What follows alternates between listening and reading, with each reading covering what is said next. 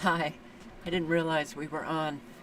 It is December 27, 2023. I hope you're all doing well, or okay, or decent. Um, yeah, I know an awful lot. I've been getting emails. Why don't you put in some joy in your videos? You know what? Why don't you make videos? Okay? All of you who want to control people who post, you make your own videos.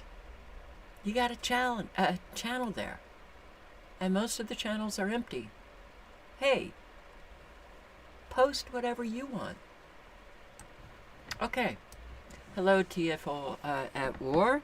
I'm very tired tonight, so I may be sounding a little off. No, I don't do drugs and I don't drink, but I couldn't sleep, and I woke up at about 3, um, and I'm just very out of it. But here I am. TFL at War. Hello. Kenosis. Hello. Andrew Cruz, Analog Synth Player. Hello.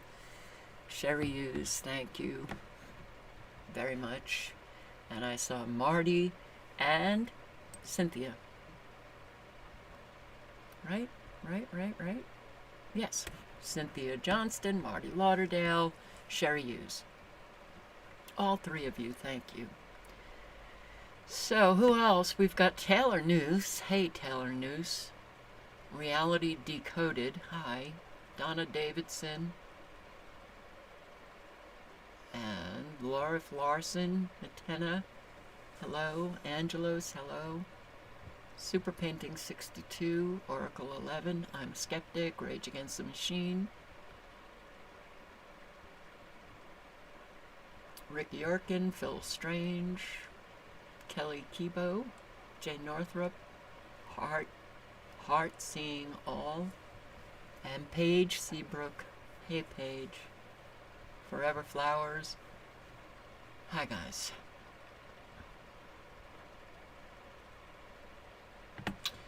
Oh, nothing has been resolved with the neighbor's dog, but my 81-year-old neighbor said very firmly, if you do not fix the fence and get Boo Boo off that lead, that she will call a rescue to start trying to place Boo Boo. Animal control never came. Now, I had 3 people tell me to call animal control, which I did, and they never showed up. So I said to one of those people today that I was going to call animal control again. Don't call animal control. They'll just put Boo Boo down. And that's what animal control here does. But you know what? When a dog is suffering day in and day out, what is better? I took Bookend to get neutered today at the Humane Society, which apparently has become a no-kill shelter. Well, what happens? There's no room at the inn. I spoke to another man who I don't know what that noise is, who he doesn't have a rescue, but he loves animals and he helps people out all the time. He said it's incredibly difficult now to place animals. I did speak to a woman who has a rescue, and she said there's no way that she could take Boo Boo because no room at the inn. People don't have money. They're offloading all of their pets. So, and it's only going to get worse, unfortunately. So, I hear some banging. I'm hoping that maybe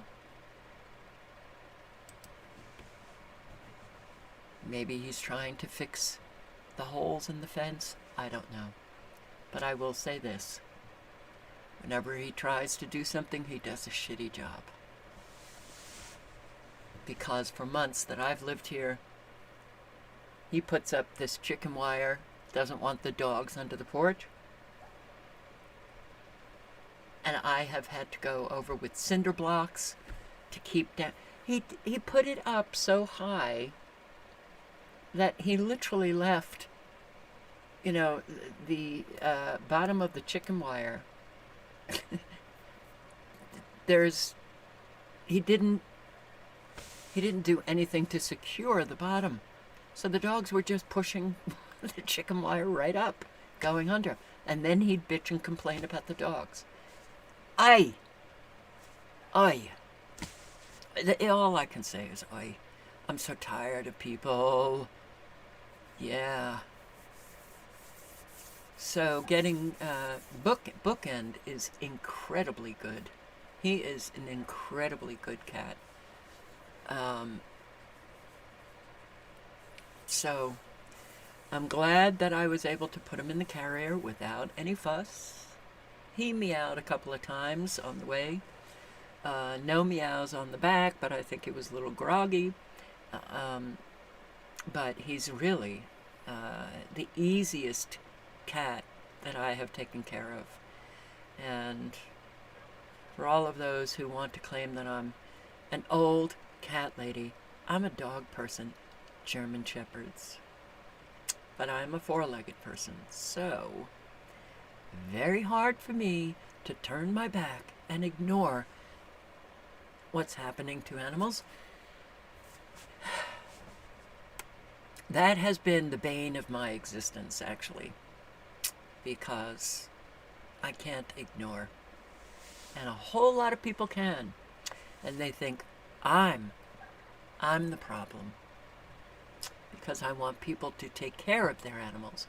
When they don't, it's a burden for those around them. But a whole lot of those who even, want somebody to do something, they don't do anything. I'm tired of that. There's a whole lot of Americans who bitch and complain about things. Oh, well, I can't get involved. Well, you know what? You are part of the problem. So, let's get to our fabulous atmosphere and what is going on.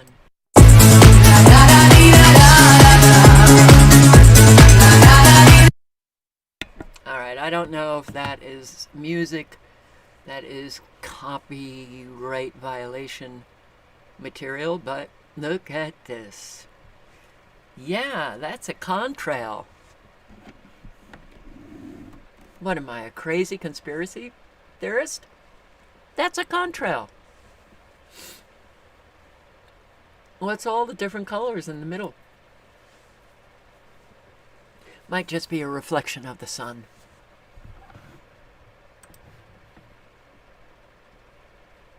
Who remembers seeing daily bizarre weather phenomenon before they started dumping millions of tons of metallic compound into the atmosphere? I don't.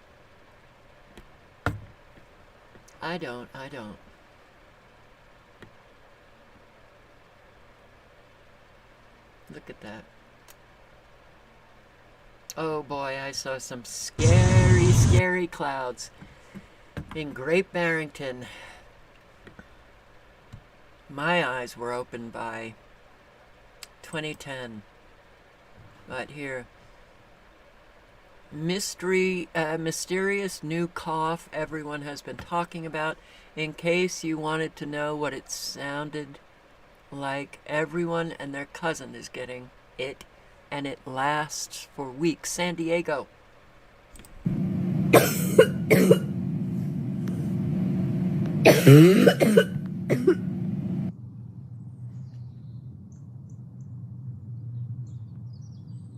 Maybe. Nah, it has nothing to do with this. Nothing at all.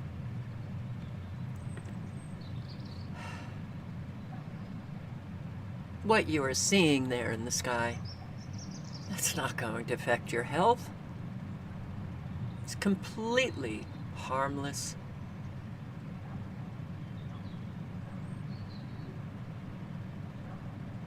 Wow. Pretty friggin'... It's been going on forever. And those who want to deny what they see, it is amazing to me, but they are mentally ill. They are so mentally ill, people need to stay away from them.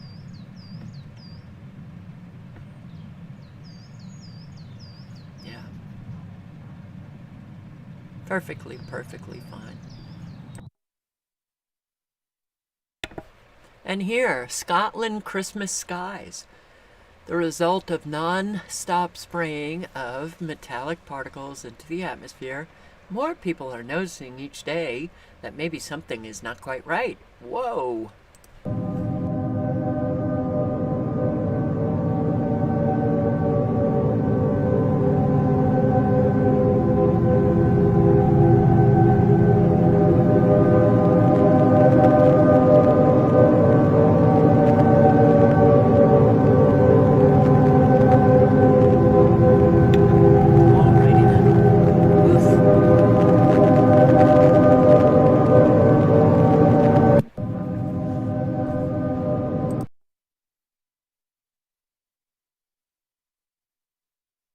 That is quite something. So here, how many of our current leaders have stopped flying, stopped eating meat, and started living in 20-minute neighborhoods? None.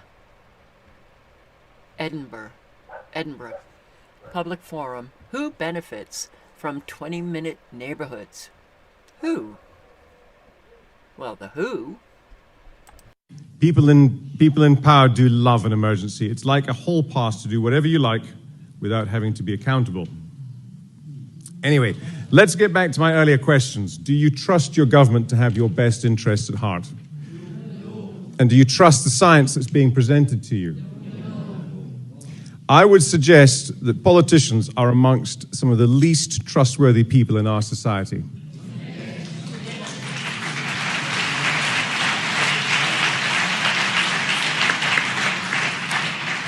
Just look at the leaders of our main political parties, both here in Scotland and in the rest of the UK, and ask yourself, do you trust them to have your best interests at heart or their own?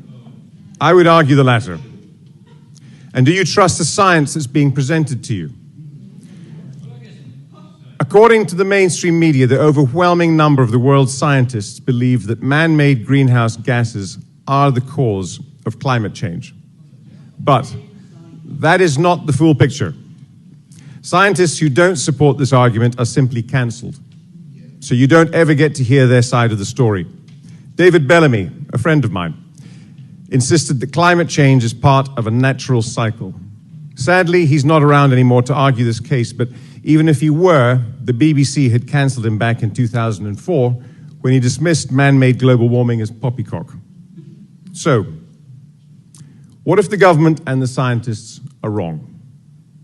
What they're advocating is going to have the biggest impact on British society since the Industrial Revolution, and it has the potential to destroy our economy and our way of life.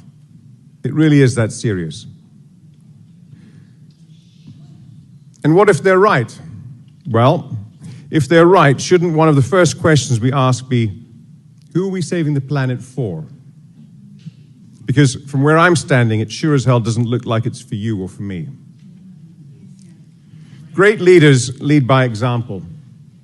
But I ask you, how many of our current leaders have stopped flying, stopped eating meat, and have started living in 20-minute neighborhoods? None. None. And here, a pilot comes clean. Okay, so I kind of want to expose some chemtrail truth here. As most of you know, we're selling the plane, so we're not getting paid out anymore. This plane has been certified to use the chemtrail fluid DK5812. And so it holds 50 gallons in each tank here, and then the fuel goes in this one. And then right in the exhaust, just right up here, there's a injector that sprays the fluid when you turn on the switch. And the switch, it won't spray fluid unless the engine's running because it's like real toxic chemicals. So it needs to make sure like you're in the air. We get paid about $10 a gallon to spray the stuff.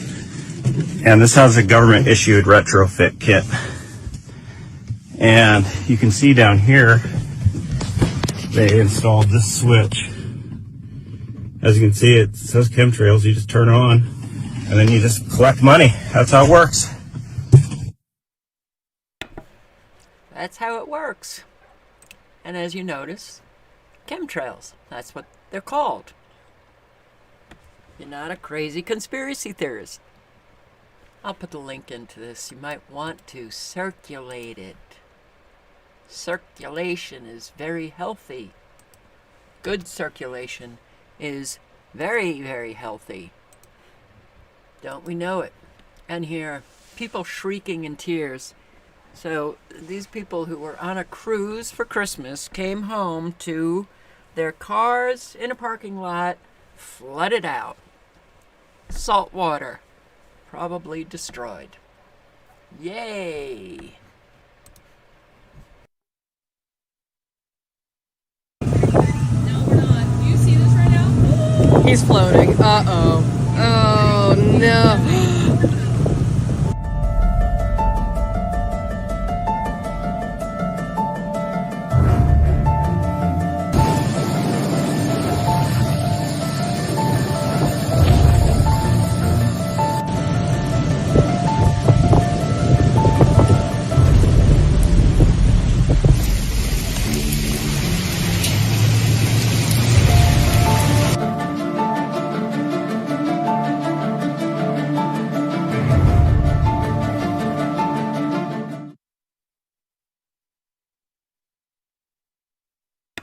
Don't you like these little tidbits of information? Carnival Sunshine. This was tough, Passengers expected, but we when they got there. returned to the port of. This is listening to the lies of our United States ambassador, United Nations ambassador. Woo! I don't like it anymore. Anyway, getting back to the carnival. Everything's a carnival in our country. When they returned to the port of Charleston, South Carolina, they found that their cars had been flooded out.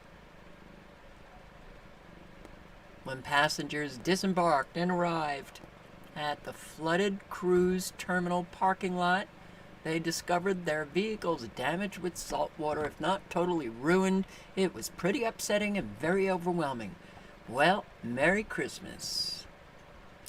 So, I received this video from a subscriber whom I'd like to thank, and it's about 3 minutes. The following film shows the human energy field radiating outward from the body. It dynamically changes based on the physical conditions, the feeling states, the motivations of the person, in interaction with energy radiation from objects and living things. The existence of the human energy field, or the aura, was validated and studied by over 12 years of high-frequency recordings. This film shows the field not ordinarily seen, but now visible. Like all living things, this little dog has a sizable radiant field, even when he sits quietly. Notice now, as he greets his master, the obvious love and affection between them increases the dynamic radiation from their bodies, even the dog's tail and the man's head. No wonder so many people have pets who give them pleasure and provide a vital field of energy to interact with. Wherever there is motion in the universe, there is increased flow in the field that humans interact with. See the explosive activity from the waves and from his body. Also, the electromagnetic field of the body is negatively charged or ionized, as are waves or tumbling water, which further expands and heightens his field, giving a physical exuberance and emotional excitement. No wonder that a day at the beach is so exhilarating and vitalizing.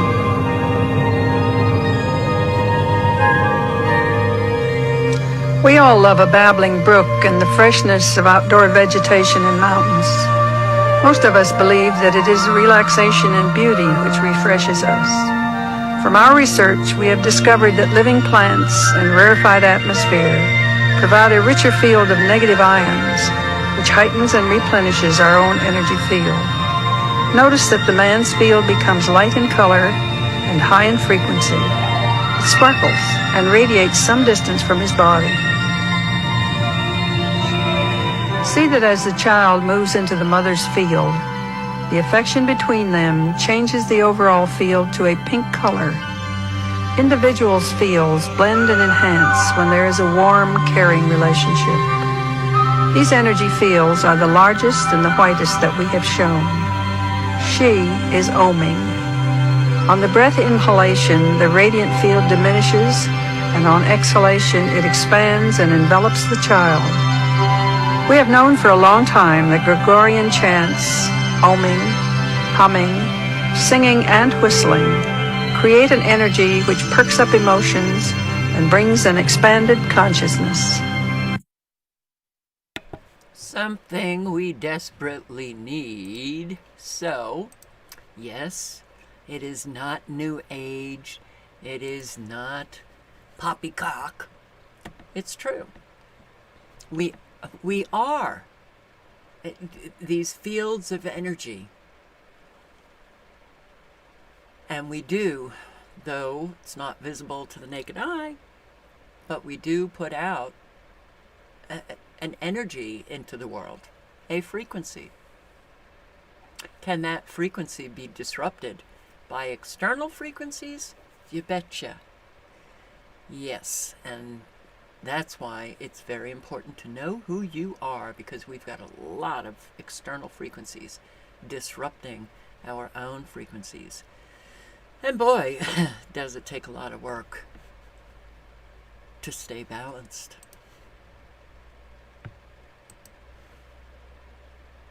And I throw this in, I mentioned this in a live last night, but I'm telling you again, T-Mobile users, and it's not just going to be T-Mobile, it will be all carriers, all telecommunication companies that will be examining all of your texts and citing you for anything harmful or hateful. Guys, this is truly insane. T-Mobile has just updated their terms of service, and now if you post any content they don't agree with, they will fine you. They have an acronym called SHAFT. This stands for Sex, Hate, Alcohol, Firearms, and Tobacco. This is going to be implemented on January 1st, and the fines that they will fine you is in the thousands. I had no idea that we lived in China. Since when does a company get to determine what you are allowed to talk about in a private text message to a friend? This should not only disturb you, but this should make you want to take action. If you have T-Mobile, switch now. And if they are doing this, how long do you think it's going to be before they start fact-checking our text messages? Guys, this is truly insane. Yes, it is. But how many people will be motivated to take action? Probably not an awful lot. That's why it's so easy for corporate America to take these actions against us, destroying our free speech and making sure we pay handsomely. It was very important for us to be involved, but we weren't.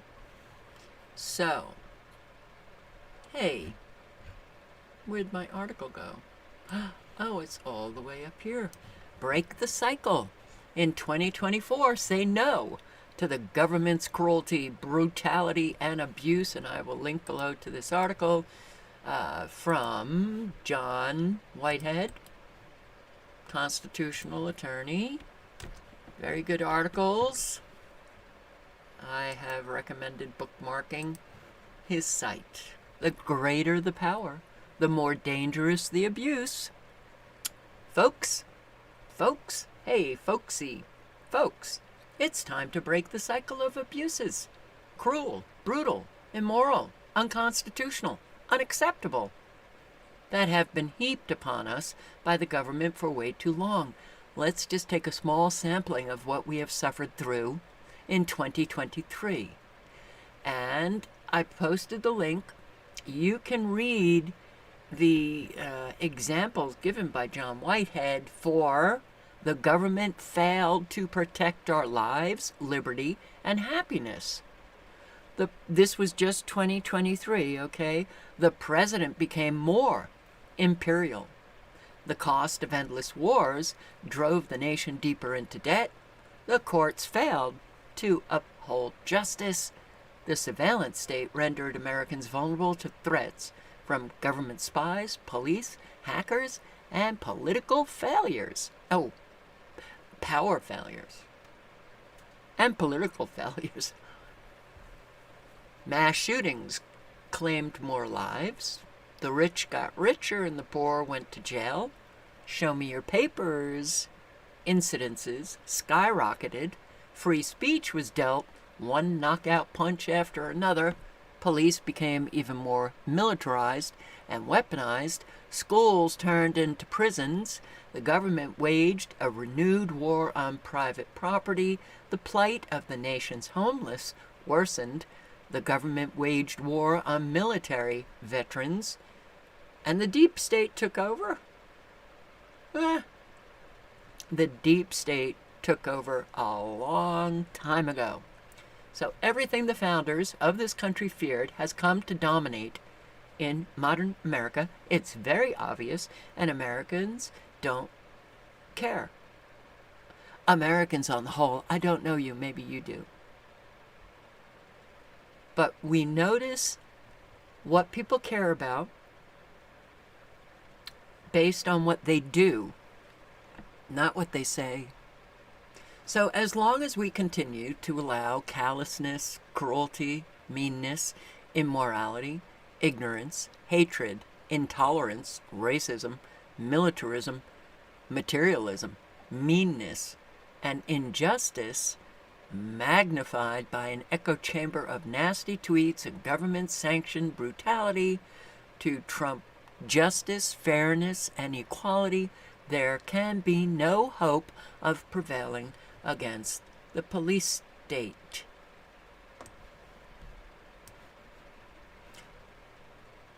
I only get hope when I see people actually doing something. Serial California shoplifter who was arrested 90 times is finally standing trial. Really? 90 flippin' times? And now he's finally standing trial. It will be interesting to see what the sentence is. Yeah, we definitely needed to be involved. Because a whole lot of people in these power positions have literally turned this country into a nightmare. You want to talk nightmare? Combination of meth and fentanyl, goofballs hitting San Francisco hard.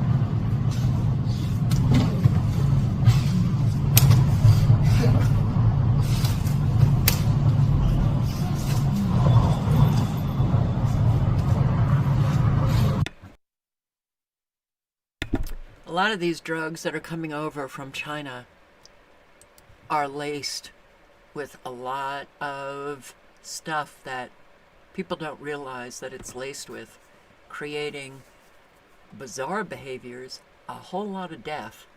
And, you know, I was noticing that guy looks fit.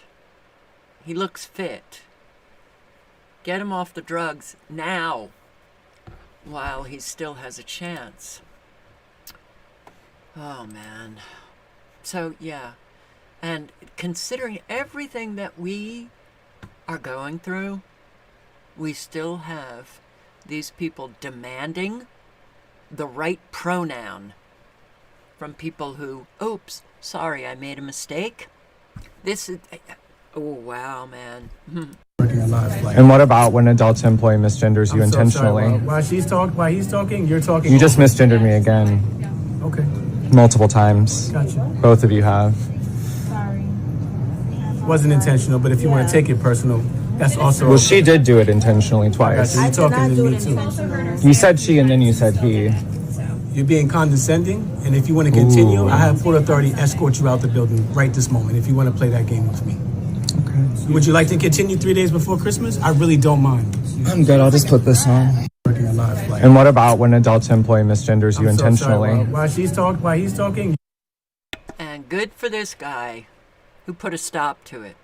We will escort you out of the airport if you want to continue. Well, maybe I'll let it go this time.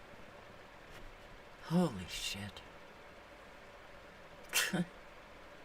I have a hard time listening to this crap when we have so much going on. But Christian mom defends her faith, sues Oregon for preventing adoption because of Christian beliefs. Oh, Oregon, you really know how to govern. You know, everybody should look at that and just think, are you flippin' kidding me? This is where Oregon has taken their legislation to prevent Christians from adopting children. Oh my God. And people are just beyond, man. Food delivery drivers eating customers' food. I just called you. I just screen recorded the whole thing too because I was going to make a complaint. So instead of you bringing me my food or answering the phone, you decided just to keep it and eat it. Give me my food. The one that's open too, I want my drink, I want all that.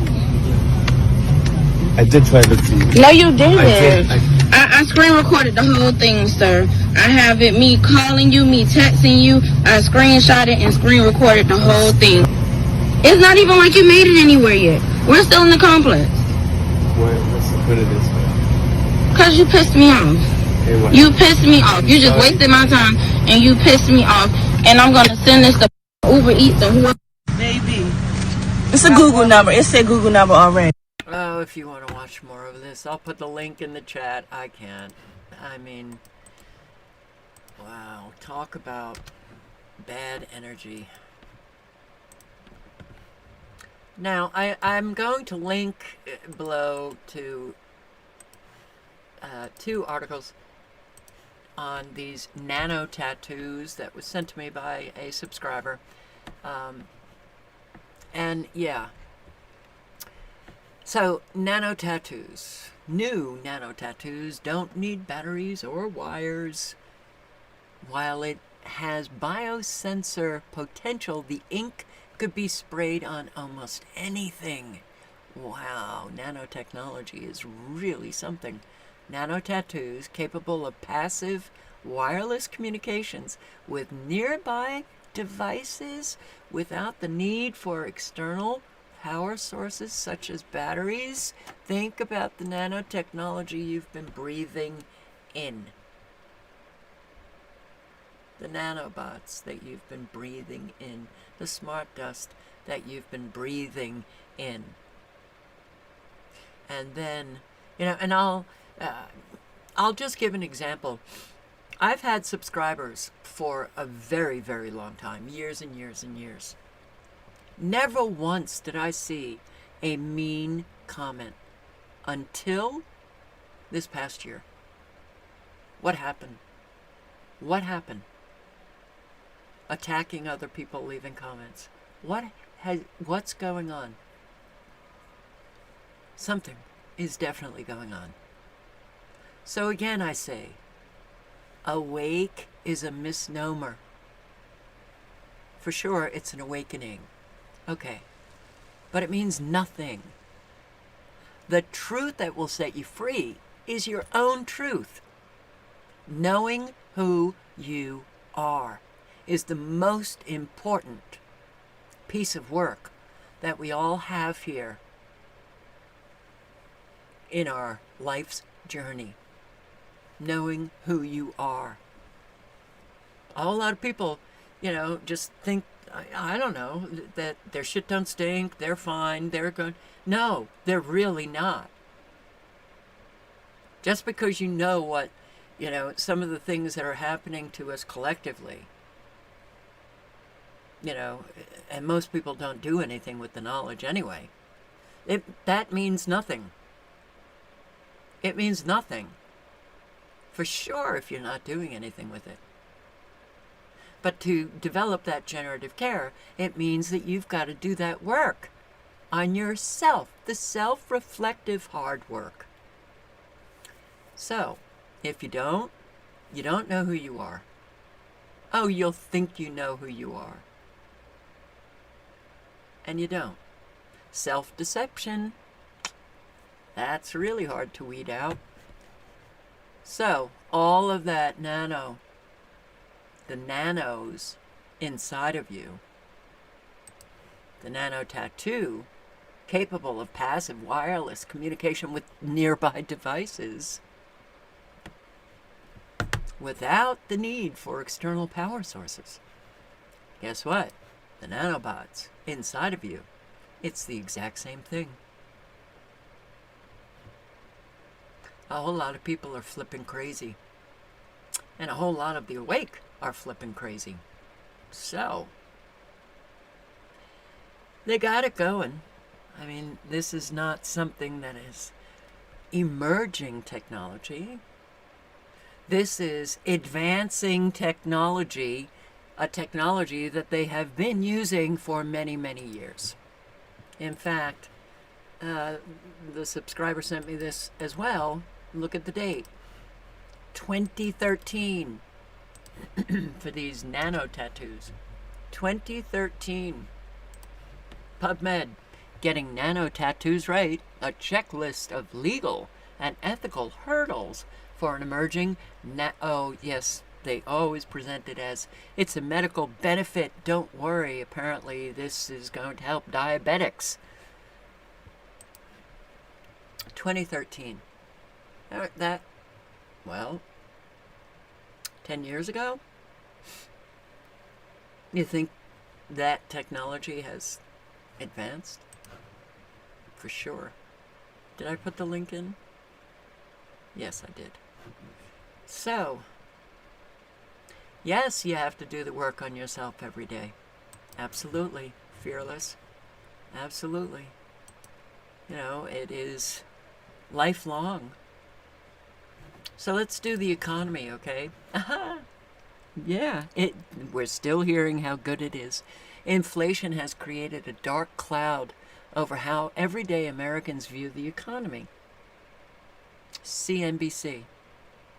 Christmas, this was posted. But here they write, residual anger about high inflation in recent years appears to have soured consumers' views of the economy. It's residual anger. It's not angry. People are not angry because they happen to be shopping currently and then they get the bill at the end and they're shocked. No. It's the high inflation that was in the past. They're still angry about that, apparently. That discontent comes even as a strong labor market. A strong labor market. Wow. The lies, so outrageous. A strong labor market. Appreciating home values. Appreciating home values? Oh, that's not what I'm reading. And a stock market rebound. Well, the stock market, of course, is always, yes, doing quite well. So the whole economy is rigged, and we know that. But these lies they can only do that to a people who don't do anything, who have no moral character within themselves to be upset that people are lying to them. They just accept the lies. And it just goes on and on. They can say a strong labor market. Okay, that's an outrageous lie. But of course they can say that. Because Americans just accept whatever shit they get. Demoralized people? For sure. Banks terminate 61,905 jobs. 61,905 jobs in 2023. Wow. Yeah. Things are good. Up to 1,200 layoffs expected at Toledo Assembly Complex. This is from the Stellantis automaker. The company said it has issued a WARN notice Thursday out of an abundance of caution because the changes will result in job losses effective as early as February 5. Yeah. And these auto workers for sure are going to be able to find another job, right? This is devastating news for auto workers at the Toledo Assembly Complex and their families right before the holidays, and I am deeply frustrated that Stellantis made this decision at a time when the company is making record profits. Do not think that any corporation, any company, hell, your fellow Americans care. Whether you live or die. Whether you go homeless or not. Whether you can find a job or not. That's one expectation that you should really let go of. Pizza Hut franchises lay off more than 1,200 delivery drivers in California as the restaurants brace for a $20 fast food wage. It's 30% pay bump to $20 an hour. Okay. State Street, which I believe is an investment firm. I could be wrong on that, but they're planning to lay off 1,500 employees. Good luck, man. Hasbro cutting 1,100 jobs after sluggish toy sales persist into holidays. Yes. Yeah, Americans, you're only angry at the high inflation in the past. Just let it go, man. Why didn't you just buy all those toys for, the holidays? Sluggish toy sales. Oh, I guess Americans are having a hard time financially.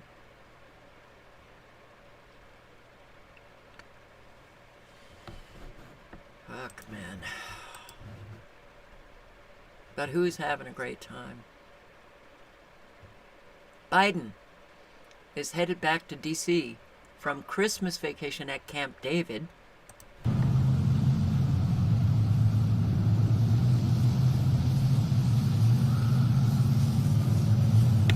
Don't you worry about the climate. And I'm sure all of these vehicles are electric. Not. Yeah. Camp David. He had a fabulous time. And the same day, here he is leaving the White House to go on a vacation to St. Croix. So he goes to Camp David, comes back to the White House, maybe for some classified material that he could, leave in a sports car somewhere. I guess at the White House he's spent maybe whatever amount of time, but now he's leaving for St. Croix. But all of that anger in Americans is residual from the past.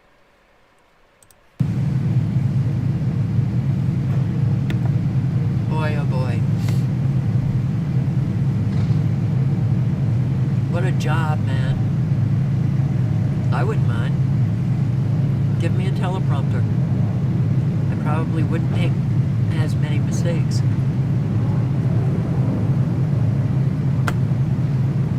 Off he goes for another vacation. And Americans, they put it in your face. They put it in your face all the time. These people do not care about you. They're playing a game. They play you for a fool. And they go off living the high life while they destroy your own life. And I do have to bring this up. King Charles spending Christmas at his Sandringham estate. 20,000 acres of land, hundreds of servants, and he spends 2 weeks of the year there, where the solar panels and wind turbines generating the huge amount of energy required to power and heat the place. Do you think heat pumps are being used instead of gas boilers? Do you think insects are on the menu instead of the finest meats and produce? Look at this. Wow. An affluence so repulsive. It is just utterly sickening. Well, we have absolutely accepted to be enslaved by people who are so downright psychopathic, narcissistic, subhuman, disgusting creatures that we've bowed down to. Honda recalls around 4.5 million cars worldwide due to fuel pump issues. Do you know how many recalls we have now? 4.5 million cars. Wow, that's a whopper. And of course, Biden, he's looking into tariffs to bolster struggling electric vehicle market.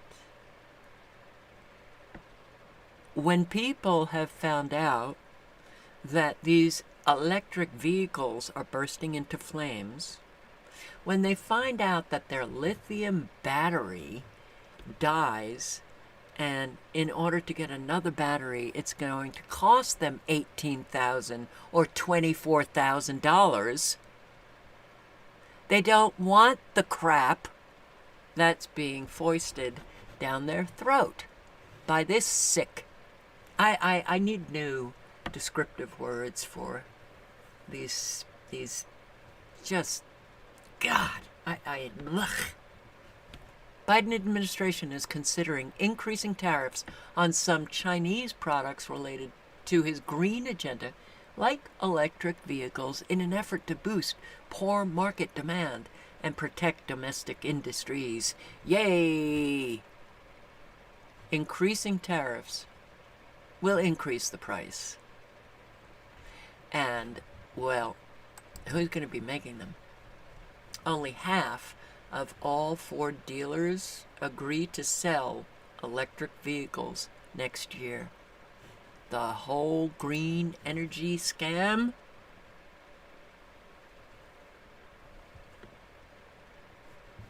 Why do we let these people dictate how we will live?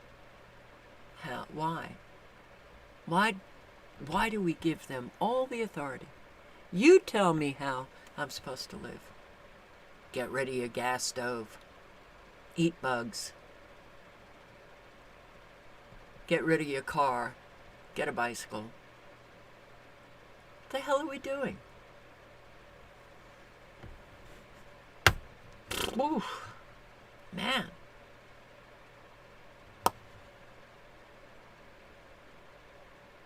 Why don't we go to this lovely issue of ours? So the migrant caravan of about 8,000 makes way to U.S. border, and oh yeah, when you see the caravan, that's for the photo ops. Oh my God, they're walking from all of these countries all over the world. Look at them walking. Nah. Bus, planes, trains.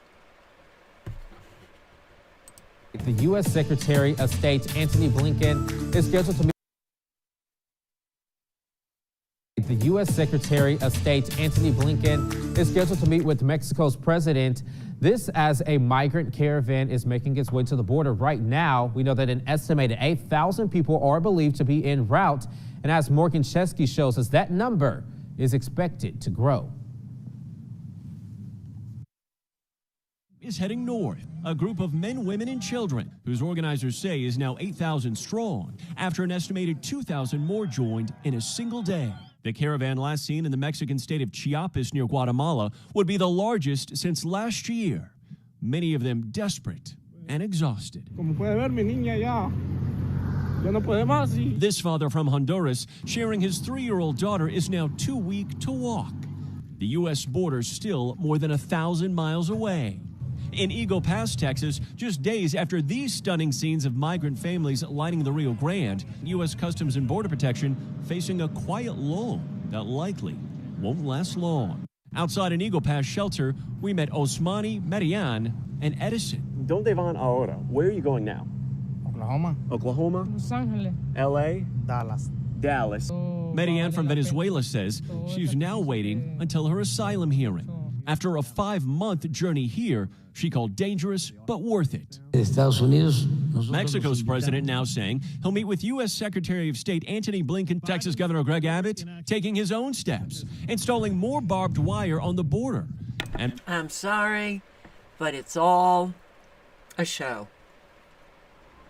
Not the migrants coming across the border. That's not a show. That's very serious. And in fact, the latest report, 3 out of 5 illegal alien households are supported by taxpayer-funded welfare. Get it? And more and more and more and more are coming across the border. And wow, you know, when you begin to suffer the consequences, it hurts. It hurts. It hurts. A lot. Every day. That's when you begin to see how utterly destroyed we are already. And the days of opportunities of, you know, pulling yourself up by your bootstraps and out of the ditch and are gone.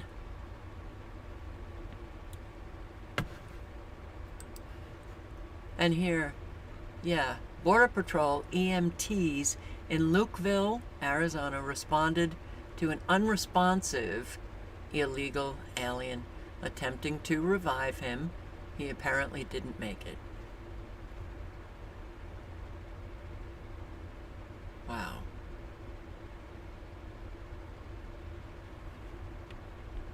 People dying on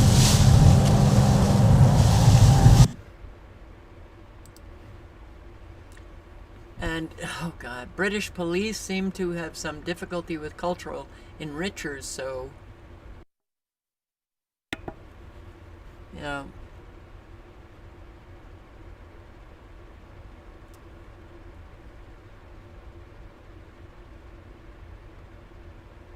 law enforcement is not there to protect you.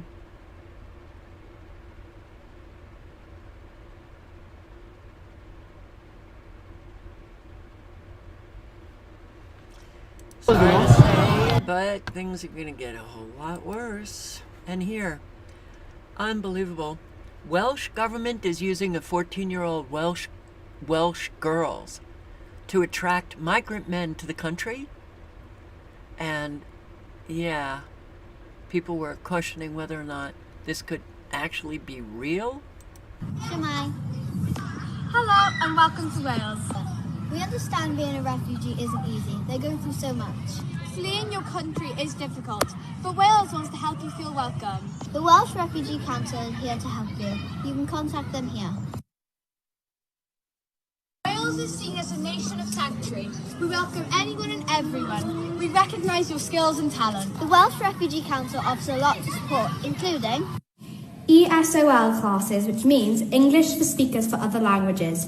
It may be hard to learn our language, so we offer support. Employment. You may feel stressed about employment, but we can help.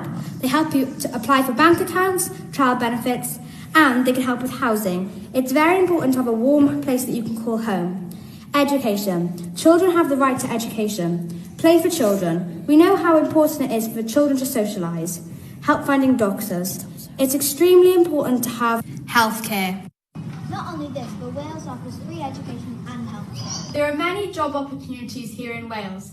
IKEA works closely with the Welsh Refugee Council, providing jobs for refugees that come from all over the world.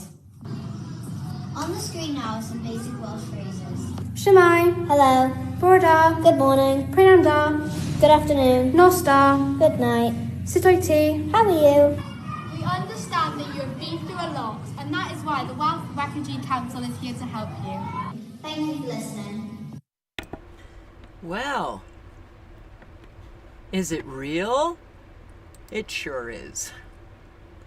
It's an NGO called Welsh Ref Council that receives funding from both private companies and the government. The Welsh people are paying for the grooming and exploitation of their own daughters to lure migrants into their homeland. Wow. How the charity spends its money.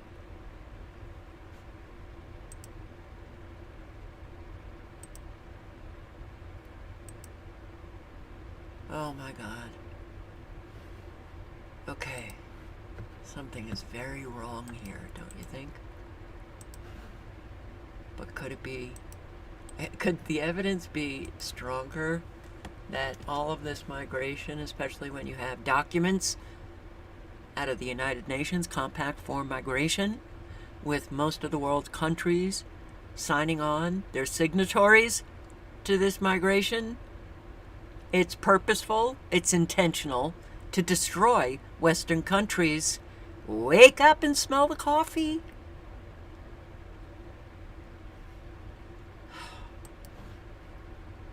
I put the link in, and I'll put the link in to these 14-year-old girls.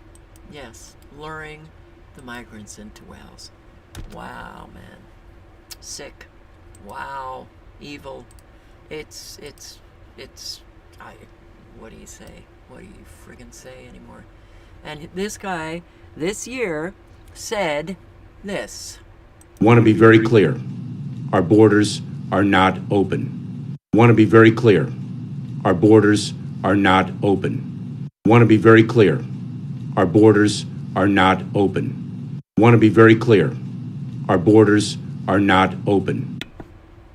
This is the kind of lying that we have, but it's so reflective of Americans never holding anybody accountable for the lies, for the lying that we have lived day after day, week after week, month after month, year after year, only getting more outrageous.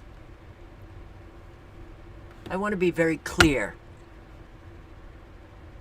We have seen, I have shown, nightly, the borders are wide open. And here,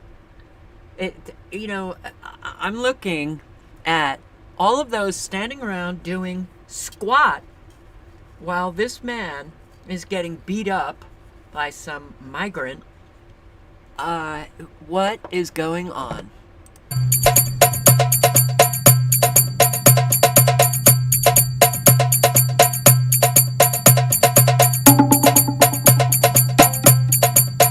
So they just stand around recording it?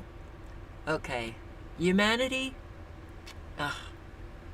There might still be some humanity in individuals out there, but it's pretty much shot. And here, New York City migrant crisis, more asylum seekers arrive. It's a big crisis. And asking the federal government for help with the ongoing migrant crisis. Yeah, this comes as 4 more buses arrived at Port Authority early this morning. Fox 5's Lizette Nunez is live outside the Port Authority bus terminal with more on what we know about the ongoing situation. Lizette, what's happening? Dan, Tashani, good morning to you. And no sign of things slowing down here. Mayor Adams says on average, the city is receiving anywhere from 2,500 to 4,000 migrants per week. I am not seeing the light at the end of the tunnel from the federal government. And I think we can't treat this as a policy. We have to treat it as an urgency. Mayor Adams calling out the federal government once again as the city has received more than 161,000 migrants since last spring. Yesterday, 3 buses arrived at Port Authority bus terminal after migrants landed at JFK Airport from Texas. And early this morning, 4 more Texas chartered buses arrived at Port Authority. Governor Abbott has made it clear he wants to destabilize cities and sending thousands of migrants and asylum seekers here to the city. The mayor echoing his frustration after making several trips to D.C. to address the crisis, but not much help coming from the federal government. 10 trips to Washington, D.C., asking and pleading for help. We did not get that help. The city says they've made some improvements with helping asylum seekers file for work authorization. New York City leaders say more than 2,200 migrants have been granted work authorization cards. The Legal Aid Society believes the state can still do more. The governor has set up a portal for people that lists jobs that are available, but it seems like the state should be doing more to connect people to those jobs to help them get. What about Americans who need jobs? Okay. All right. Well, too bad. You were, the New Yorkers never did anything about Adams. He was campaigning on being a sanctuary city. You got to get involved. You got to think, okay, if we're a sanctuary city, what could possibly go wrong? You're looking at it. How about Chicago's mayor, Brandon Johnson? To meet this demand.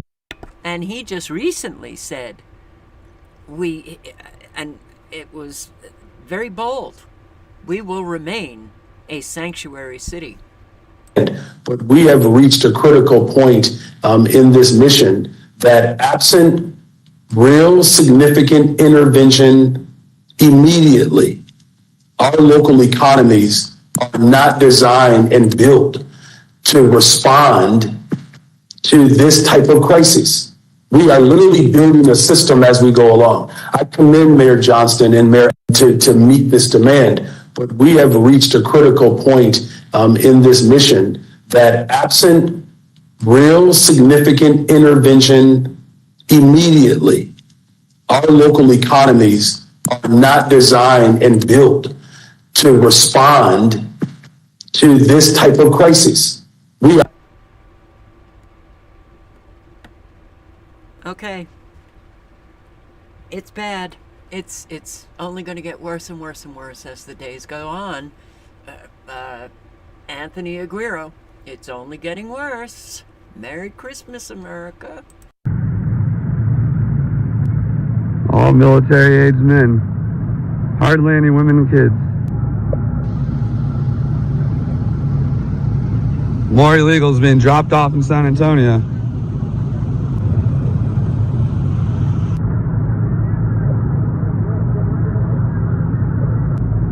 Dropping illegals off.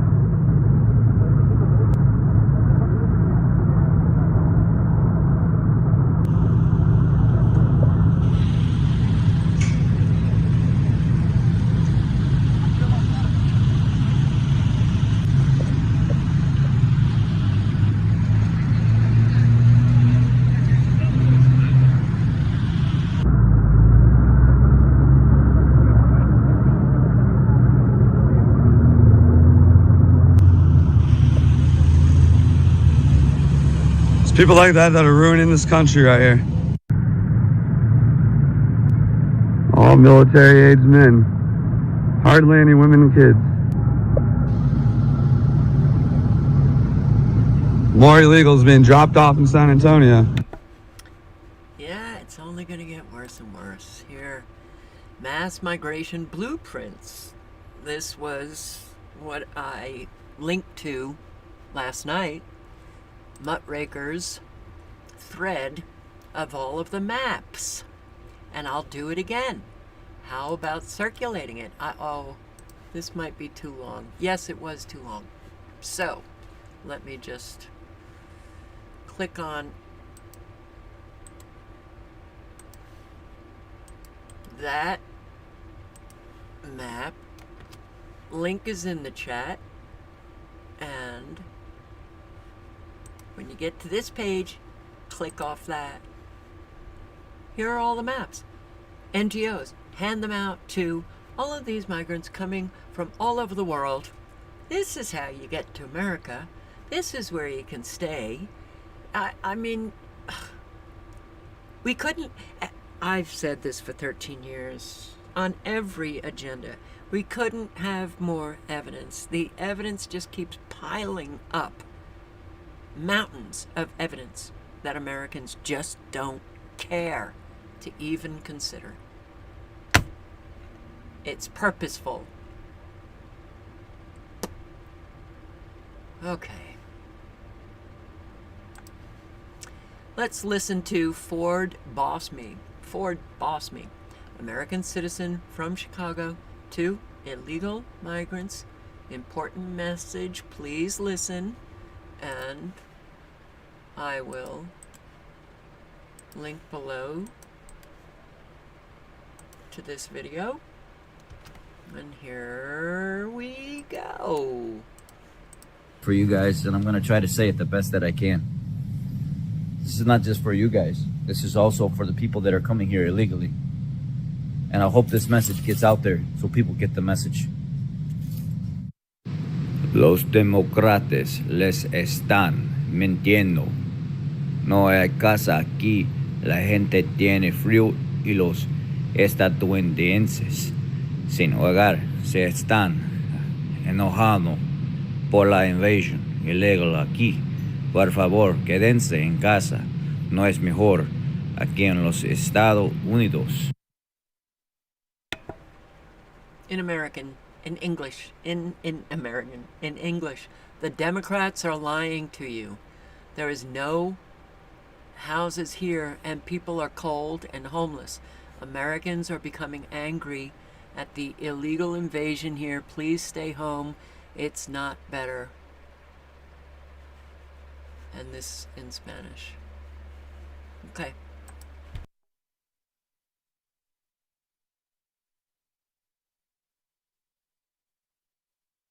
So we've had another issue over the last couple days.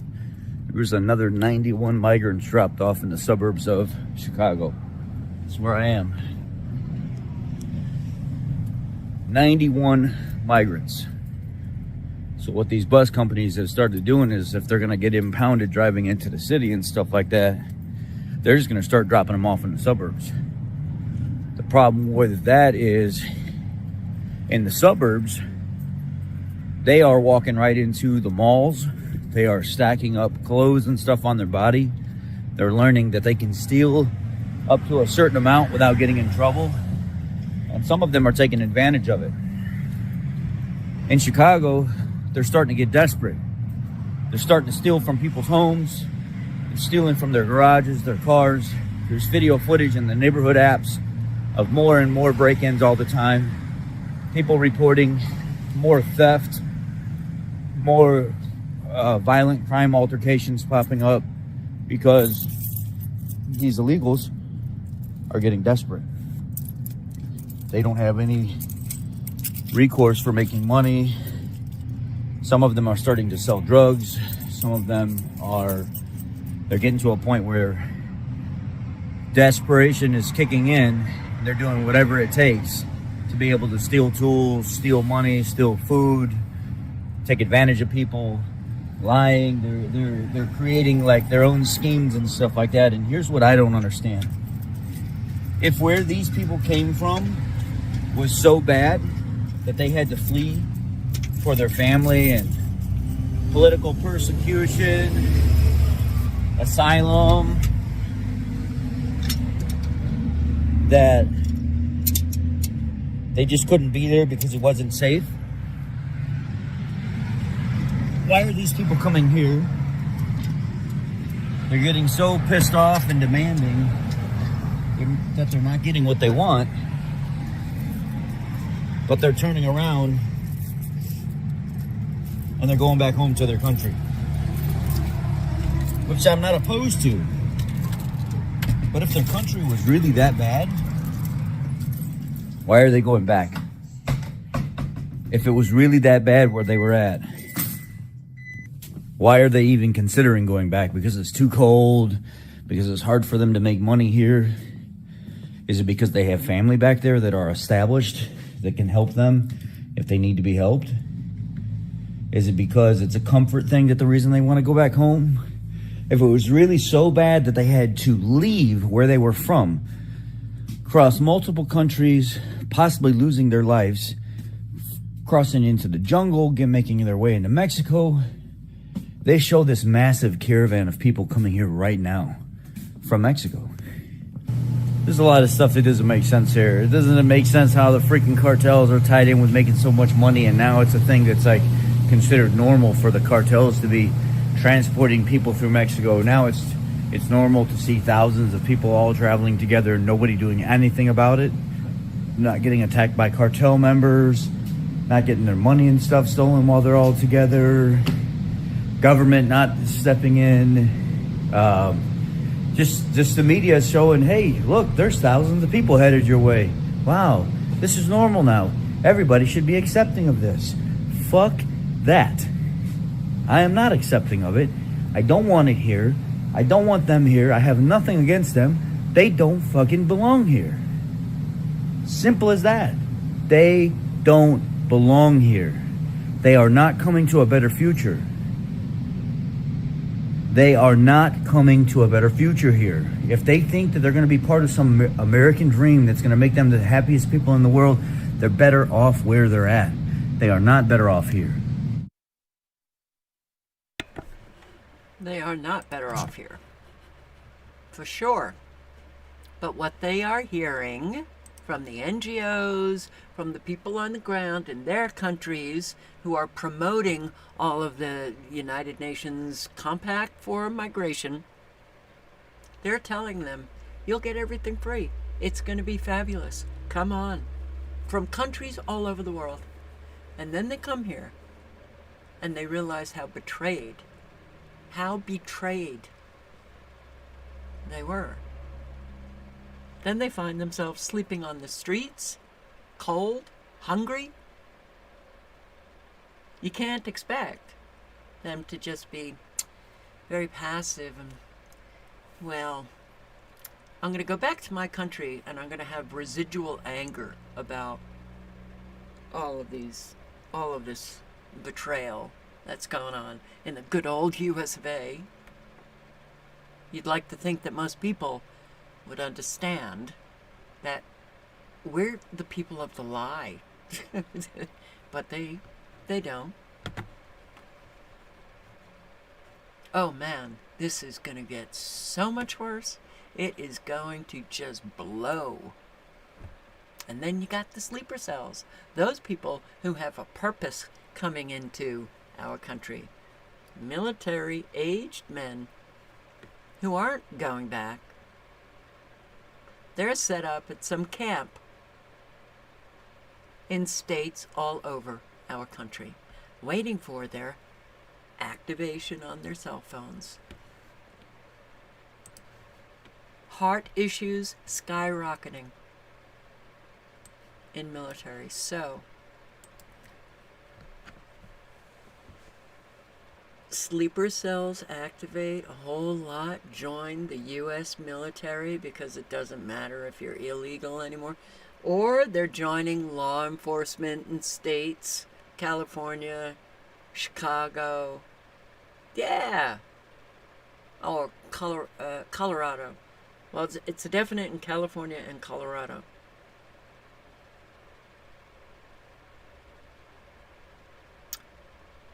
Gets really tiring. Gets really tiring. Do not think your military is going to be protecting you. There's an obesity problem. And there is a problem with their health.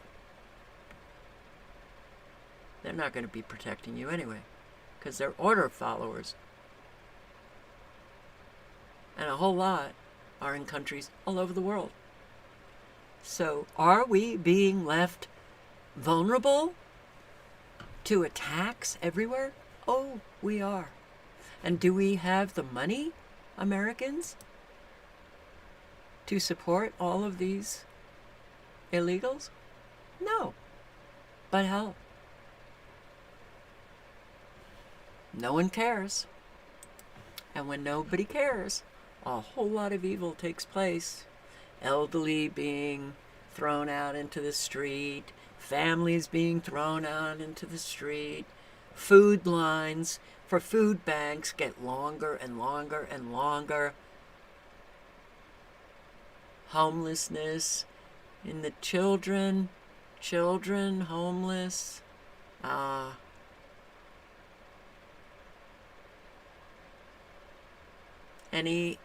Anything going to change if Americans don't change? No. No. Nothing at all. Los Angeles, California. Apparently there were pro-Palestinian protesters armed with rocks, cones, construction equipment blocked the entrance to LAX airport. Wow.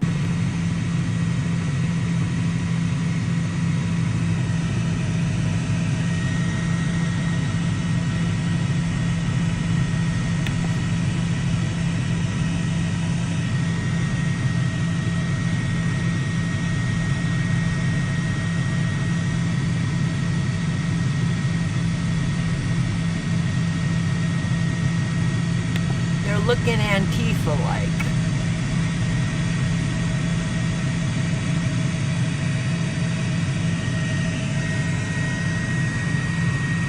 Activists have to cause disruption, chaos. How about on the other side of the country, JFK Airport? Here, pro-Palestinian protesters are blocking the entrance to JFK in Queens.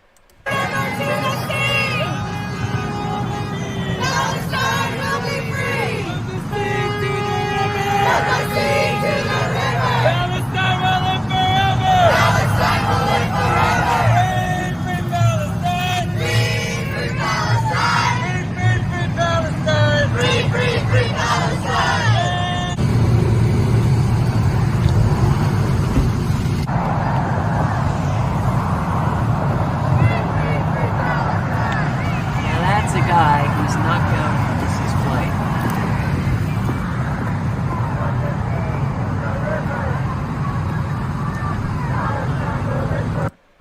The world is just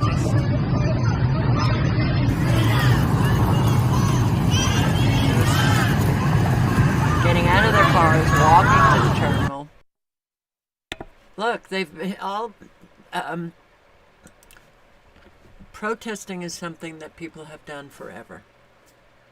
But we have, our educational system is an indoctrination system that puts these kids on a conveyor belt to become activists. And they'll be protesting any issue, progressive issues for sure. I don't know, I think this issue with what's happening to Palestinians in the Gaza Strip and West Bank is a very serious issue that it sure does need a lot of attention, for sure.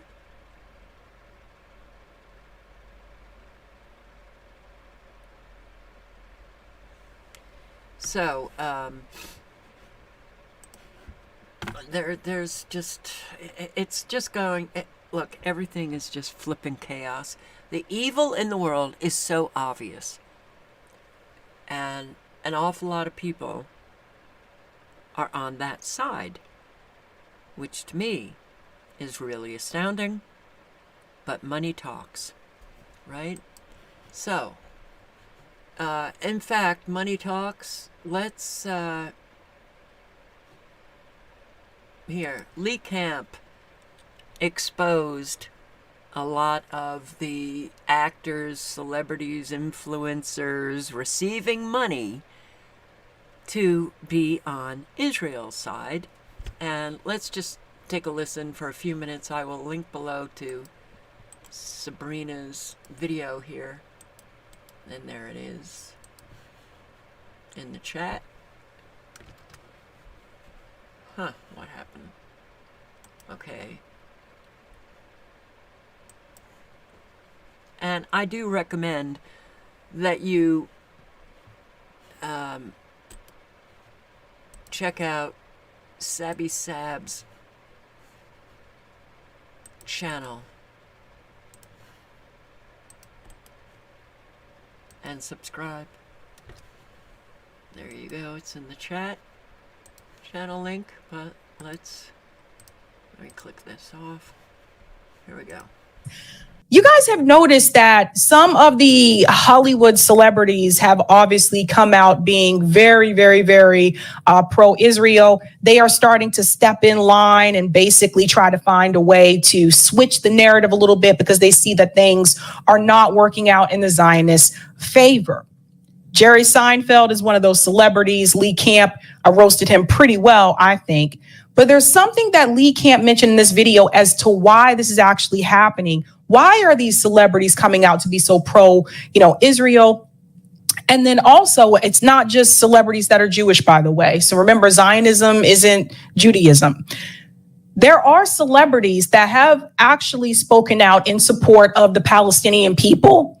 Excuse me, of the Palestinian people, but they are not receiving as much coverage from mainstream media as the Zionists, right? So Lee Camp talked about this actually on Breakthrough News, and he calls out these celebrities and these influencers that are coming forward with these pro-Israel talking points. Let's get into it. It's pretty funny. Why are there still well-known people supporting Israel's special military right to exist genocide operation against Gaza? Well, some of these B through D listers are simply dumb, confused, or misinformed, but some are all three at once. Yet to figure out why so many influencers support these primetime crimes against humanity, you have to follow the money. Yep.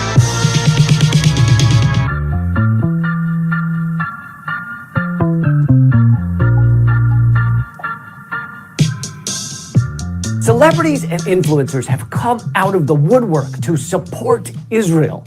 But they aren't bad people, they're just germaphobes who endorse all kinds of cleansing, especially ethnic. The celebrities include Chuck Schumer's second cousin, IDF Wonder Woman, that woman does make you wonder, and Jerry Seinfeld. What's the deal with that guy? I don't know about you, but I like to take my moral cues from a guy who dated a 17-year-old when he was 38. And we have to pause at this part because I honestly think some people may have either forgotten about this. Hold on, let me get back to it. You, but I like to take my moral cues from a guy who dated a 17-year-old when he was 38. Yeah, so this about Jerry Seinfeld, which I do feel like was something that Hollywood just tends to look over. These old. Okay, so you can listen. I'm going to put that link in the chat because I can't remember if I did, to her video. So it's in the chat. You can listen to the talk about Jerry, 38 years old. He's dating a 17-year-old. All right. Let's go on to listen. Yeah, nothing wrong with that. He says, but the law. Yes, the law. Something wrong. And Jerry did get a pass on it. So, let's go back to the influencers. thing. In fact, there are more Christian Zionists in the U.S. than there are Jews in the world. Like, literally. Of course, many of those Christians believe we Jews need to be in Israel to bring about the end times, at which time they believe we'll burn in hell. But they want us to burn in hell in the best possible way. For all eternity. I guess I had a different plan for eternity. I thought I'd be single, I guess. I'm sorry. Anyway, many of the other influencers supporting Israel are actually being paid to do so. We have no idea how many influencers actually took the $5,000 deal, but we do know some of the ones who didn't. I will not sell it on Palestinians for any amount of money. So look at this, guys. They are paying. Look, Israel, after content creators offering $5,000 sponsorship deal. We called this out when there was the pro-Israel march in DC. They were interviewing some of the attendees, and some of the college students said they were offered money. They were paid to attend. I don't hear any of the pro-Palestinian protesters saying that they were paid to attend these events. So you have influencers and you have celebrities that have been paid. They have sponsorship deals. They're being paid to say the rhetoric that they're saying. Don't look at me. I don't have any sponsorships. But this is very revealing. How many influencers actually took the $5,000 deal? But we do know some of the ones who didn't. I will not sell it on Palestinians for any amount of money. You cannot buy my support of a genocide. This is disgusting. Then there's the $250 that was offered to each college student who would show up to the recent pro-apartheid, I don't really understand things, but I can hold up this poster, rally in Washington, D.C. And when I was a college kid, $250 sounded like more money than God has. Turns out that's actually a misconception. God doesn't. Pause here for just a second. So guys, the narrative is not working out in favor for the Zionists, right? So what do they have to do? They have to pay to make the narrative work for them. That is sad. That is pathetic. And I know some people are like, $250 is no big deal. But when I was an undergrad, $250 was a lot of money. That was a lot of money, okay? Broke college student. And broke college students, you give them money like, yes, will you take this survey for us? We'll pay you $100. They used to pay us to take surveys when I was an undergrad. We would do it. Yes, we were broke. We needed money. I knew kids when I was an undergrad that used to donate blood or donate plasma to get paid. Not necessarily because they cared about donating, but because they wanted to get paid. Oh, man. Have that much. He busts his tables at Applebee's for reject breadsticks. How intelligent do you have to be to take a food order? Jesus. Ma'am, you're absolutely right, and I apologize. Anyway, those college kids were paid off by the Israel On Campus Coalition, a little-known organization with links to Israeli intelligence.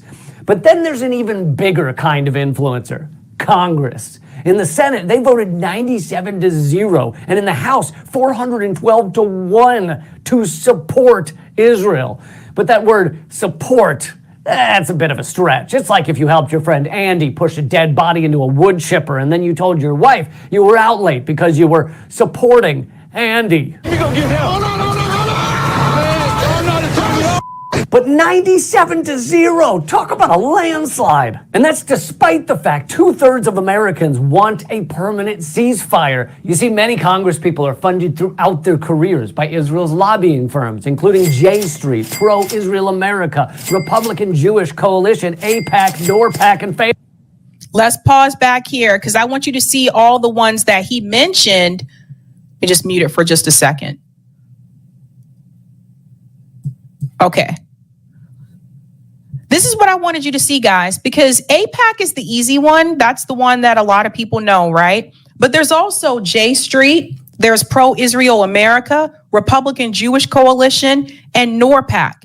These are the ones, and again, you can find this on Open Secrets. These are the groups that are part of the pro-Israel donors. So it's not just AIPAC. NORPAC and we know it. All right, the link is in again. Lots of good information.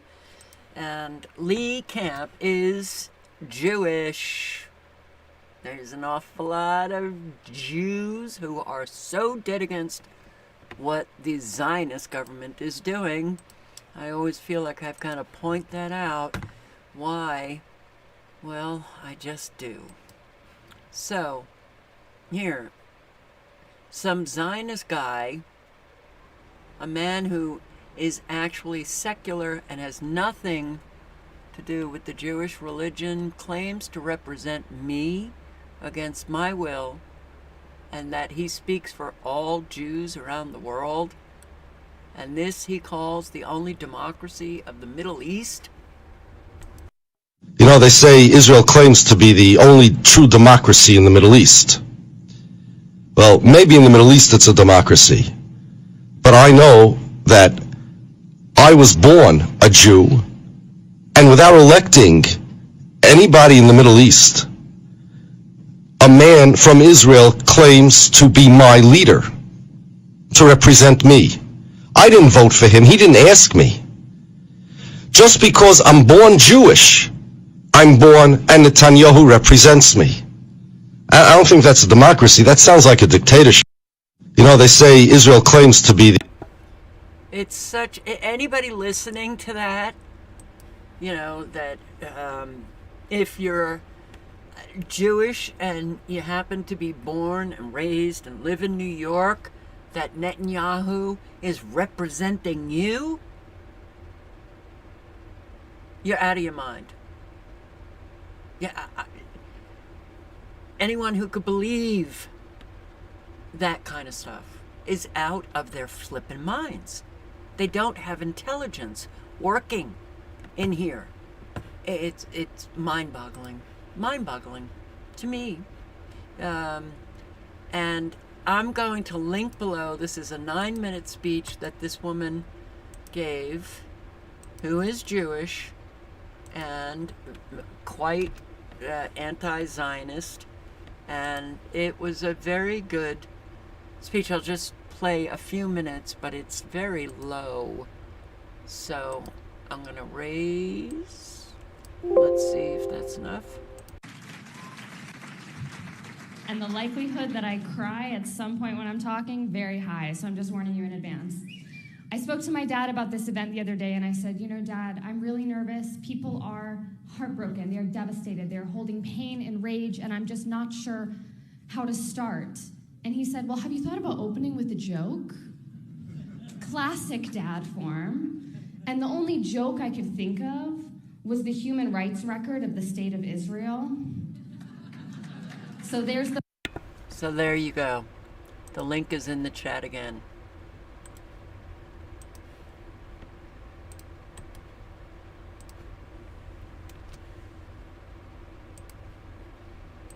And here's, I think this is the nurse, is it? No. Israeli settlers who are just thugs. And a whole lot of them are Americans. They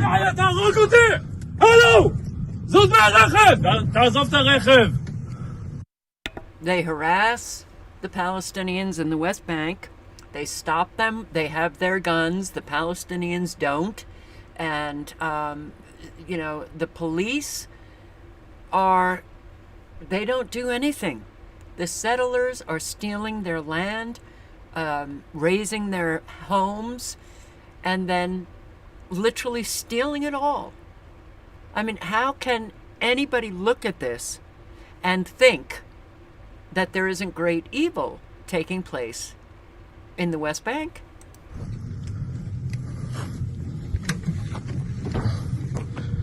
انت شو بدك بس افهم ده ضمك انت جيب الشرطه خليها تقيم السياره اما احنا ما غلطنا انا ساكن في الخليل وين بدك كنت ساكن هنا ارضنا اشترينا اياها لا ما لنا يا حبيبي ارضنا اشترينا اياها ما لنا حقنا دفعنا على رئيس. All right, so they stop them on the streets. They've got the, you know, military grade arsenal, and, you know, they just yank the Palestinians out of the car. They make themselves comfortable in their car. This is so degrading. It is amazing. But all of this is to exhaust the Palestinians, you know, to have them give up their resistance. But the violence that is taking place is truly reprehensible. I mean, really? Can't there be... Gotta come up with better vocabulary for what's going on.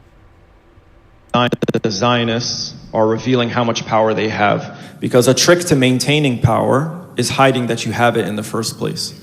But Palestine is forcing these people to expose themselves, and it's becoming more than just human rights for Palestinians. It's becoming an issue of free speech. On college campuses now, you have very privileged Ivy League Jewish Zionist students who are paying hundreds of thousands of dollars a year to go to their school. They're the safest, most privileged people in the country. And because, you know, pro-Palestine supporters are saying, from the river to the sea, Israel's an apartheid state, stop the genocide, they're saying, we don't feel safe. This is anti-Semitism. And they're trying to conflate anti-Zionism with anti-Semitism. And now they're trying to get these groups banned, and they're even getting university presidents fired. So it's become a free speech issue, and Americans are saying, well, this is weird. How do you have the power to get a university president fired? Why are you affecting our rights of free speech? And then people are now paying attention to social media censorship. They're seeing Republican candidates for president on a debate stage, and they're all groveling and begging for, you know, Israeli support or Zionist support, and Americans are waking up. There's a very fierce debate taking place on social media, and I think this is a good thing. I think people need to see how much power these people have and what they're willing to do with that power. They're trying to censor, they're trying to change American values, right? Constitutional rights. They're trying to affect other Americans' right to free speech. Why? So they can cover the fact that they're committing genocide. So I think this is something that will have a long-term effect in the country and hopefully produce some change. But it's not covered. They're doing a piss poor job of covering it, and I'm not even sure if they want to cover it. You know, because what this is doing is pissing off the world. So remember, Klaus Schwab, we're going to have an angrier world. Well, a whole lot of people are getting very angry. Rightfully so, but yeah, and a whole lot of people will say, well, don't get angry because that's what they want. What, so you're to remain neutral in the face of great evil? I don't give a shit what they want, what they don't want. I don't think in those terms. I think in the terms of, I see what I see, and it ain't right. So... We're Israeli, so I can just move to the West Bank and take someone's house even though I'm from LA. We're Israeli. The ICC and the UN doesn't apply to us. We're Israeli, so in our military, we take thirst trap videos and selfies standing on someone's grave. We're Israeli. We have healthcare, college, and we get houses bought for us, all thanks to the American taxpayer.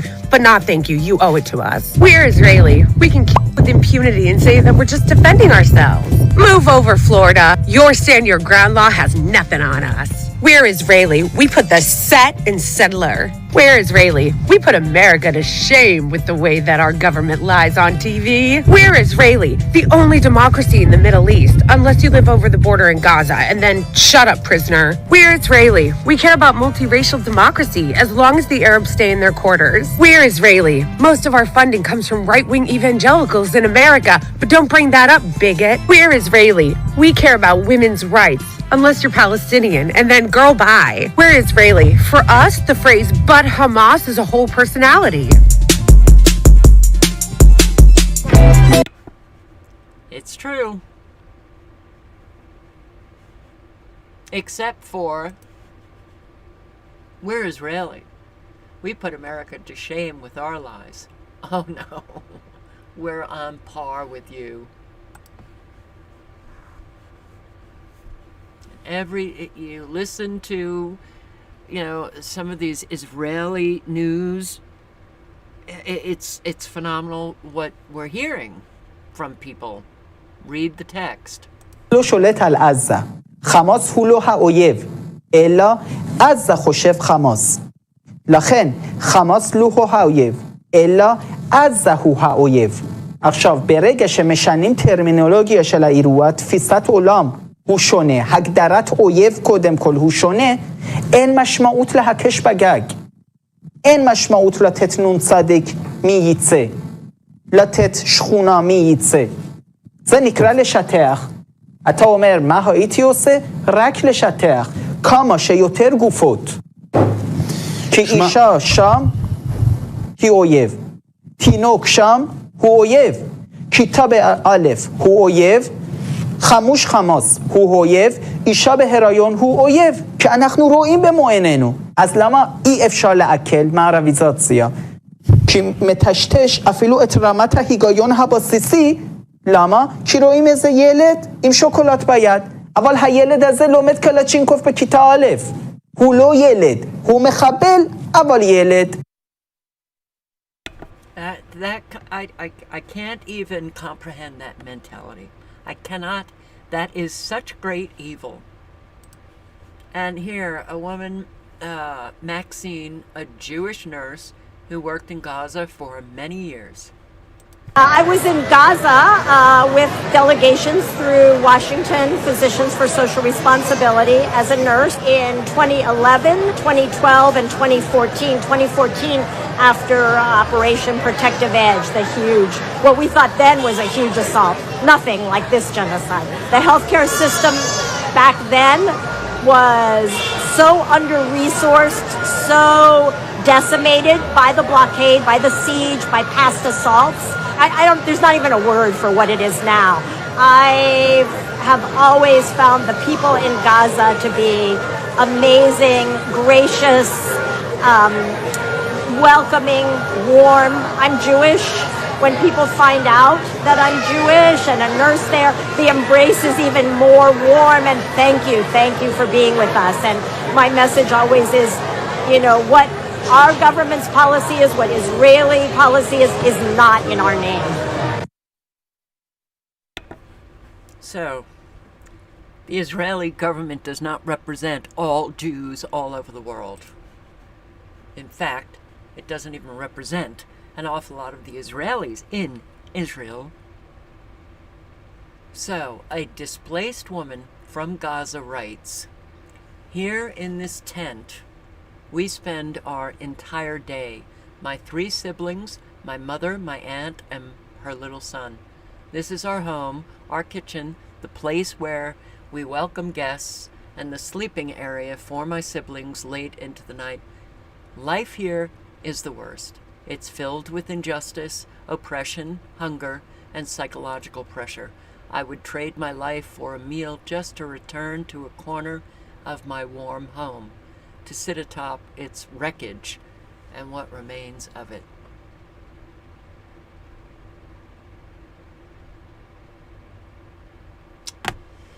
Phew, boy. Just hard to comprehend. Really hard to comprehend. So, I'm going to end with Sabby Sabs again, who is talking about Bill Maher's monologue, which was filled with lies, and Norman Finkelstein's response. And when you see Norman, just check out his facial expressions when he hears that name, Bill Maher. His facial expression says it all. I'm laughing because of his facial expression. Norm Finkelstein was on Breaking Points again, and he is now responding to some of the statements that have been made by Bill Maher. Bill Maher has been terrible on this issue with Israel and Gaza. This is what people have to understand. I thought he's been terrible on a lot of issues, not just this one, just politically. I feel like Bill Maher looks out for his class and his bottom line. I don't think Bill Maher cares about people who are poor, working class, none of that shit. I just really don't. I think he looks out for himself. So Norm Finkelstein comes in here and he has some things to say to Bill Maher. Let's see if Bill Maher will actually invite him on the show. Do you think? first one that I wanted to get you to take a look at was a recent monologue from Bill Maher. Let's take a listen to a bit of that. But eventually, everybody comes to an accommodation, except the Palestinians. Was it unjust that even a single Arab family was forced to move upon the founding of the Jewish state? Yes, but it's also not rare. And no one knows more about being pushed off land than the Jews, including being almost wholly kicked out of every Arab country they once lived in. Pause. So you know what? You see what Bill Maher's doing? He's saying because it's not rare, it's okay for it to happen. So this just goes to show you, because let's think about this, guys. Slavery at the time wasn't rare in the United States, but it also wasn't right. Yes, TikTok fans, ethnic cleansing happened both ways. In Fiddler on the Roof, the family is always moving to stay one step ahead of the Cossacks, but they deal with it. When they're leaving Anatevka, they say, hey, it wasn't so great anyway.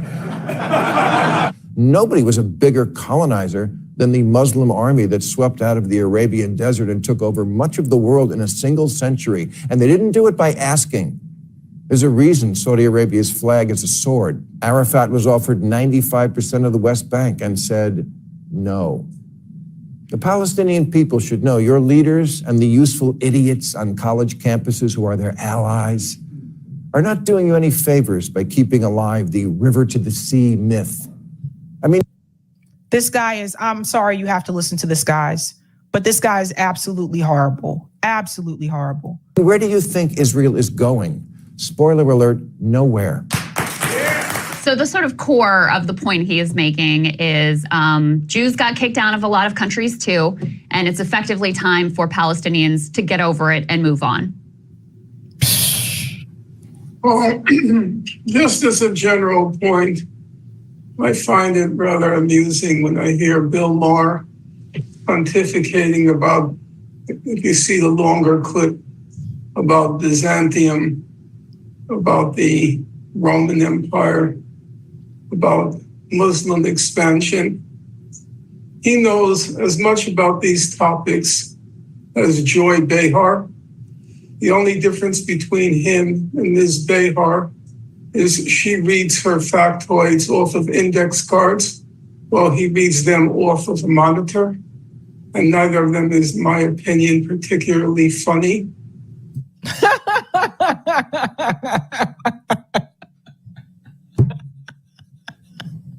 What's funny about Norm Finkelstein is that he says what I think he says what a lot of people are thinking, but we may be afraid to say it. Well, he says it. Norm Finkelstein has no filter. And I find it in very poor taste in the midst of a genocide, making these rather impoverished attempts at humor, where half the audience laughing uproariously sounds as if they were paid to laugh.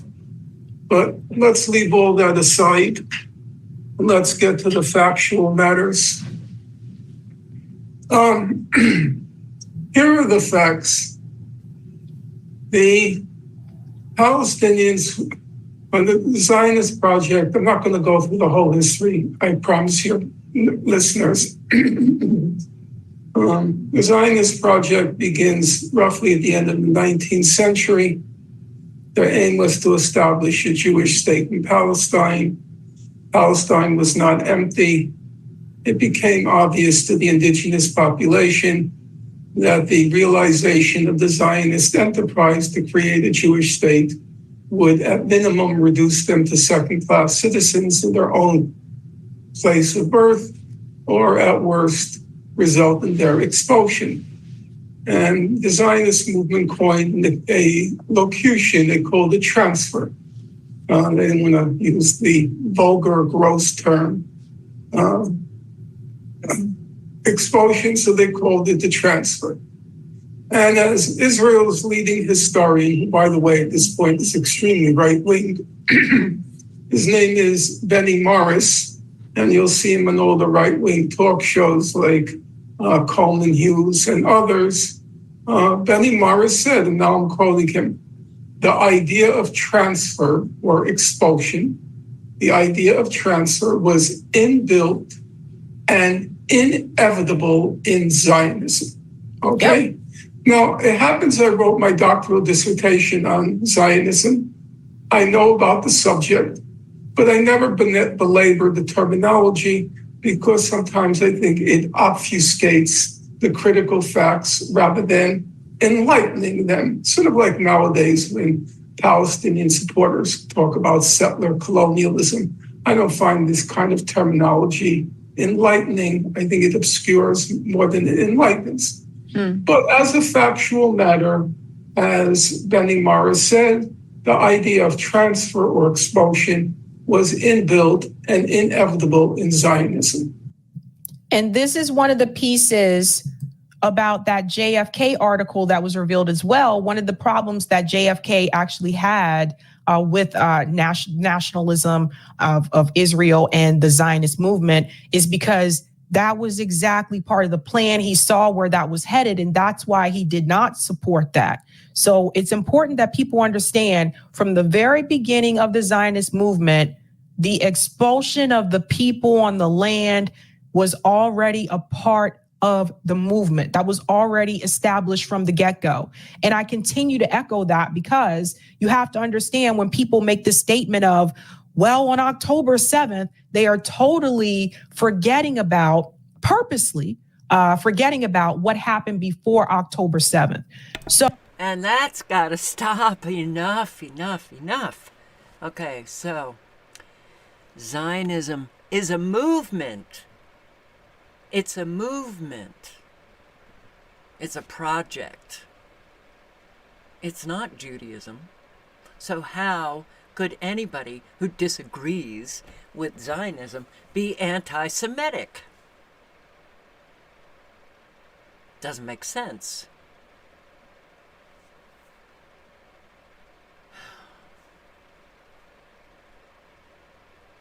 Be the best that you can be every single day. Be the change you want to see in the world. Help those that are in need. Extend yourself. Don't wait for people to ask, because you know what? There's an awful lot of people who can't ask. And they die. So we need to change our own selves. We sure as hell need to stop lying. We need to live honestly and speak honestly. Absolutely 100%. Now, if the individual in the aggregate could do that, we could see the ripple effects take place pretty quickly. But a lot of people just don't want to do anything. They think they're fine. Well, they're not. And they hurt a lot of people. We need to step up our moral, spiritual game. Yeah, big time. And, whew. Wow.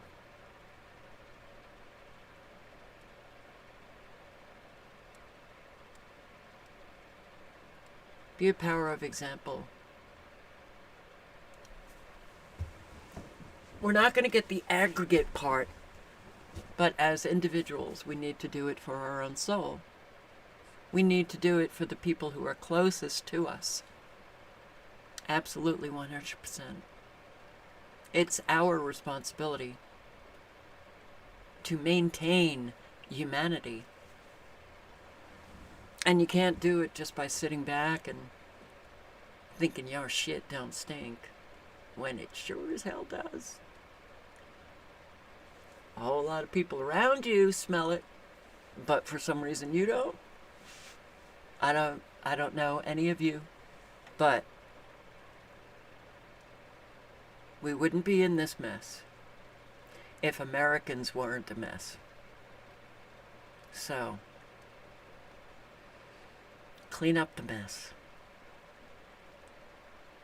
For sure, stay safe. Absolutely 100%. Stay safe.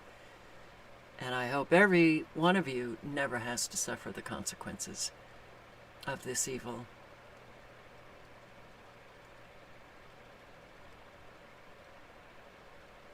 Some might not, but a whole lot are going to. Who is it going to be? All right. On that note, thank you very much for showing up. I hope to see you tomorrow, and good night and good luck. Ciao, guys.